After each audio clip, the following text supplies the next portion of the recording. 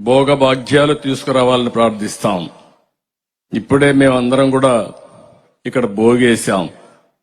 అన్ని ఒకటి రెండు కాదు, పాత వస్తువులను భోగి రోజున మంటలేస్తా. చిన్నప్పుడు కూడా చూసేవాడిని నేను.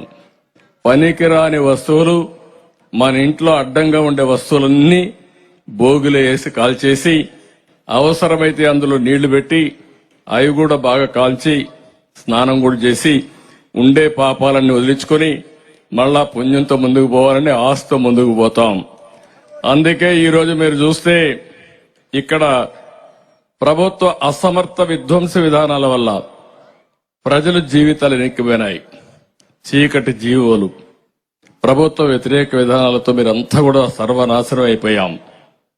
5 సంవత్సరాలు, నేను 45 సంవత్సరాల రాజకీయాల్లో ఉన్నాను గాని నా జీవితంలో ఏ ముఖ్యమంత్రిని చూడలేదు. ఇది ఒక విధంగా చెప్పాలంటే చీకటి రోజులు. 5 సంవత్సరాలు ఈ అమరావతి దానికి ఒక ఉదాహరణ. మీరు బండి ఇబ్బందులు చూస్తే మాట్లాడతాను. మీరు బండి ఇబ్బందులైతే పగవాడికి కూడా రాకూడదు, అన్ని ఇబ్బందులు పడ్డారు. అడుగడుగునా అవమానం. రాష్ట్రానికి అండగా ఉంటామని 35,000 ఎకరాలు భూమి మీరు రాజధానికి ఇచ్చారు. నేను కూడా మీకోసం ఒకటి ఆలోచించాను. ఇంత ఉదారంగా వచ్చిన మిమ్మల్ని రాజధాని నిర్మాణంలో భాగస్వాములు చేసి పేదరిక నిర్మూలన ఏ విధంగా చేయగలుగుతామో, ప్రజలతో కలిసి సంపద ఏ విధంగా సృష్టిస్తామో దానికి నాందిగా అమరావతి కేస్ స్టడీగా ప్రపంచంలోని మిగిలిపోయేట్టుగా మనం ప్రారంభించాం. అది జరుగుంటే అదే జరిగేది, కానీ అది జరగలేదు. అందుకే ఈరోజు మీరు అందరూ చూస్తే అమరావతి ఏవైతే ఉన్నాయో మళ్లీ ఆ చీకటి జీవోలన్నీ తగలబెట్టాం.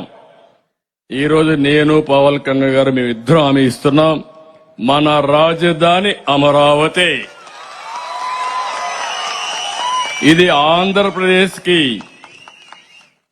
సస్యశ్యామలం చేయడానికి, ఆంధ్రప్రదేశ్ కి అన్ని విధాల ప్రజా రాజధానిగా ఉపాధి అవకాశాలు గాని, ఇంకో పక్క సంపద సృష్టించే కేంద్రం గాని, ఇక్కడి నుంచే ప్రజలకు మళ్ళా సంక్షేమ కార్యక్రమాలు అందించే విధంగా పేదల పరిపాలన ఇక్కడి నుంచే ప్రారంభం అవుతుంది.